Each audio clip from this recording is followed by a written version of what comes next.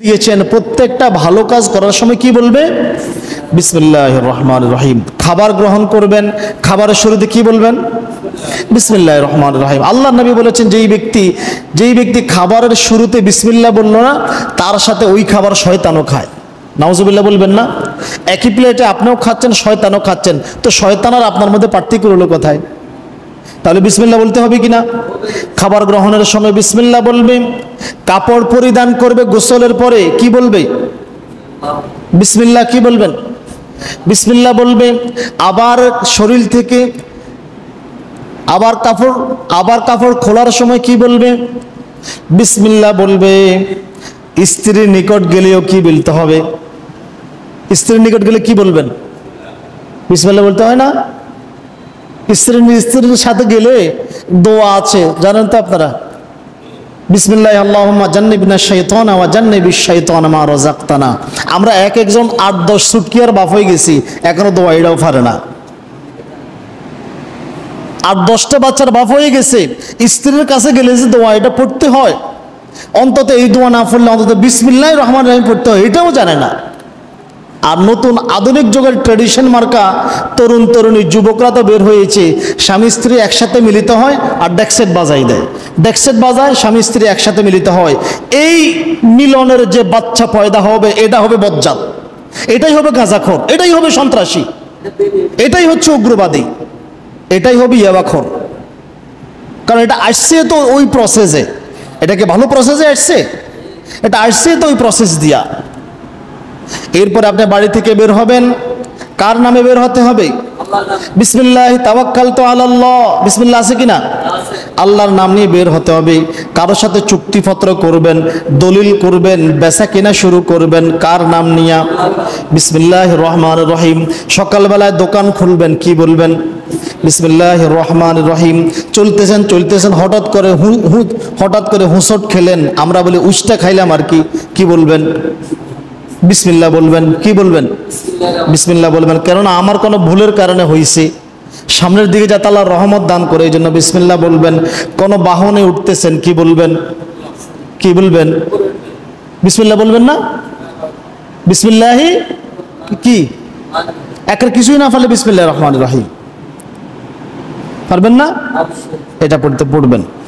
বাথরুমে প্রবেশ করবেন, তখন কি পড়বেন? বিসমিল্লাহ বলতে হবে না? বাথরুমে যাবো, টয়লেটে যাবো, তখন বিসমিল্লাহ। জি, বিসমিল্লাহ আল্লাহুম্মা ইন্নী আউযু বিকা মিনাল খুবুসি ওয়াল খাবাইস। তাহলে শয়তান আপনার লজ্জাস্থান দেখতে পাবে না, কারণ টয়লেটের ভিতরে খুবুস এবং খাবাইস দুইটা শয়তান থাকে। খুবুস এবং খাবাইস, আপনি যদি এই দোয়া না পড়ে প্রবেশ করেন, শয়তান আপনার লজ্জাস্থান নিয়ে খেলা করে, শয়তান মানুষের লজ্জাস্থানে নিয়ে খেলা করে আর হাত তালে দেয়, দেখে ফেলেছি। আস্তাগফিরুল্লাহ বলবেন না? বিসমিল্লাহ বলে প্রবেশ করতে হবে। হাজরে আসওয়াদ চুম্বন করবেন, স্পর্শ করবেন, কি বলতে হবে? যুদ্ধ শুরু করবেন, কি বলতে হবে? বিসমিল্লাহির রহমানির রহিম। কোথাও ব্যথা পেয়েছেন, কাটা গিয়েছে, কি বলবেন? তাহলে আল্লাহ তাআলা ব্যথার পরিমাণটা কমাই দিবে, ক্ষতির পরিমাণ কমাই দিবে। কোথাও ব্যথা পেয়েছেন, ব্যথার স্থানে হাত দিয়ে কি বলতে হবে? বিসমিল্লাহির রহমানির রহিম। মৃত ব্যক্তিকে কবরে রাখার সময় কি বলতে হয়? বিসমিল্লাহি ওয়া আলা মিল্লাতি রাসূলিল্লাহ। বিসমিল্লাহ আছে কিনা? আল্লাহর নাম আছে কিনা? পশু পাখি জবাই করবেন, জবাইয়ের সময় কি বলতে হয়? বিসমিল্লাহি। রাত্রিবেলায় শয়ন করবেন, ঘুমাবেন, তখনও কি বলবেন? বিসমিল্লাহির রহমানির রহিম। হযরতে আবুল আজহারিল আনমারি রাদিয়াল্লাহু তাআলা আনহু বলেন, আন্না রাসূলুল্লাহি সাল্লাল্লাহু আলাইহি ওয়াসাল্লাম কানা ইযা আখাযা মাদআজাহু মিনাল লাইলি। আল্লাহর নবী যখন রাত্রিবেলায় শয়ন করতেন, তিনি যখন ঘুমাতে যেতেন, তখন তিনি বলতেন, ক্বালা বিসমিল্লাহি ওয়াদা'তু জামবি।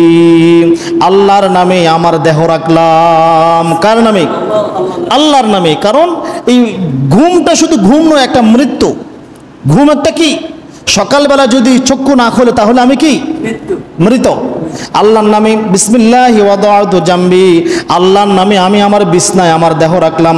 আল্লাহুম্মা গফিরলি যামবি, হে আল্লাহ এই রাত্রিতে আমি ঘুমানোর আগে আমার গুনাহগুলি ক্ষমা করে দাও।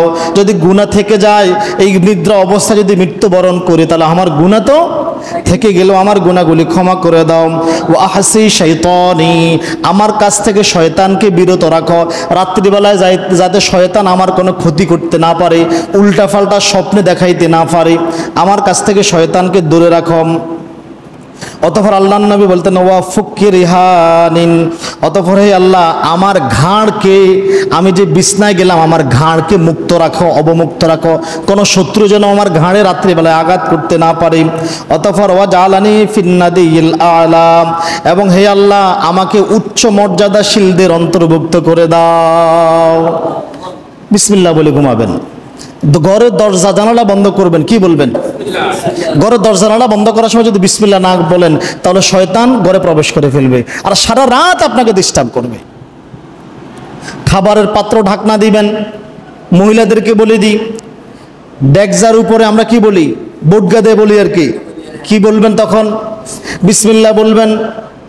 পানির জগ পুরানোর পরে জগের উপরে ঢাকনা দেওয়ার সময় কি বলবেন? বিসমিল্লাহির রহমানির রহিম বলে বন্ধ করলে শয়তান এখান থেকে আহার করতে পারবে না। মসজিদে প্রবেশ করার সময় বিসমিল্লাহ বলা সুন্নত, মসজিদে প্রবেশের সময় বিসমিল্লাহ বলা সুন্নত। বিসমিল্লাহ বলে কোনো কর্ম সম্পাদন করলে তার নেকিতে পরিপূর্ণ হয়ে যায় এবং আল্লাহ তাআলাও এই কাজে সাহায্য করেন এবং বরকতে পরিপূর্ণ হয়ে যায়। আল্লাহু আকবার। এখন কোরআন যেহেতু আল্লাহ তাআলার বাণী, তাই কোরআন তেলাওয়াতের শুরুতে কি বলতে হবে? বিসমিল্লাহ বলতে হবে না? কোরআন কার বাণী? তো কোরআনের চাইতেও, কোরআন তেলাওয়াতের চাইতে ভালো কাজ কোনটা পৃথিবীতে আছে? তাহলে কোরআন তেলাওয়াতের শুরুতে কি বলতে হবে? বিসমিল্লাহির রহমানির রহিম। আল্লাহ এবং তার রাসূলও কোরআন তেলাওয়াতের শুরুতে বিসমিল্লাহ পড়ার জন্য নির্দেশ দিয়েছেন। বিসমিল্লাহ হচ্ছে একটা স্বর্ণ মুকুট। কি মুকুট? যেটা প্রত্যেকটা সূরার মাথার উপরে লাগিয়ে দেওয়া হয়েছে। আল্লাহু আকবার। কোন সূরা শেষ হয়েছে এবং অপর সূরা শুরু হয়েছে, আল্লাহর নবী তখনই বুঝতেন যখন জিবরাইল আলাইহিস সালাম বিসমিল্লাহ তেলাওয়াত করতেন। আল্লাহু আকবার। বিসমিল্লাহ তেলাওয়াত করলেই বুঝতেন যে আগের সূরা শেষ, নতুন আরো একটা সূরা শুরু হয়েছে। আল্লাহ তাআলা বিসমিল্লাহ আমাদেরকে শিক্ষা দিয়েছেন। সবাই পারি না আমরা?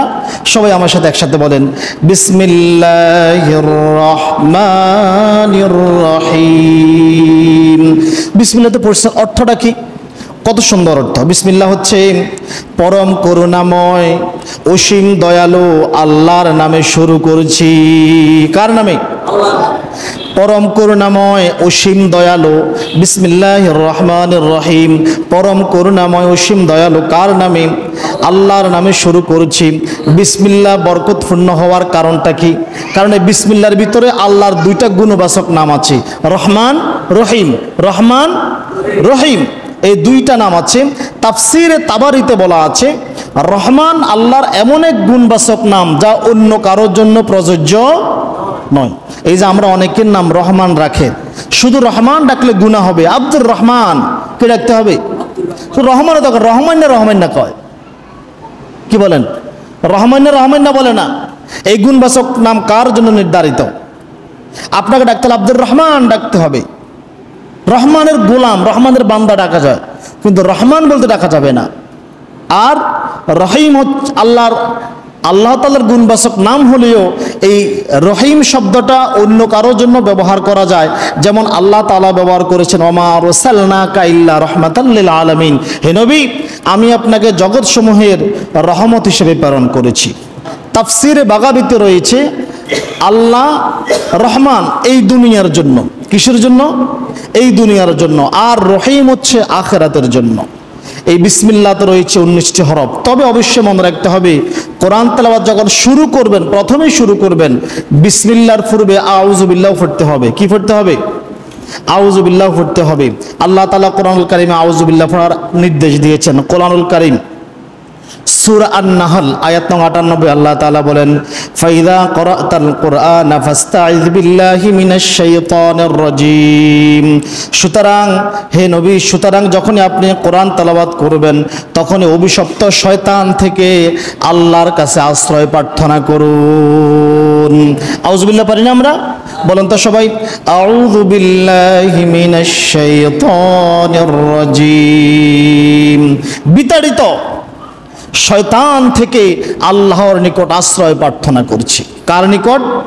আল্লাহর নিকট। এখন আসেন, আমরা তো বিসমিল্লাহ সম্পর্কে তাফসির করা আমার পক্ষে সম্ভব না, আমি জাস্ট একটু ব্যাখ্যামূলক কথা বললাম যাতে আপনাদেরকে বুঝাতে পারি।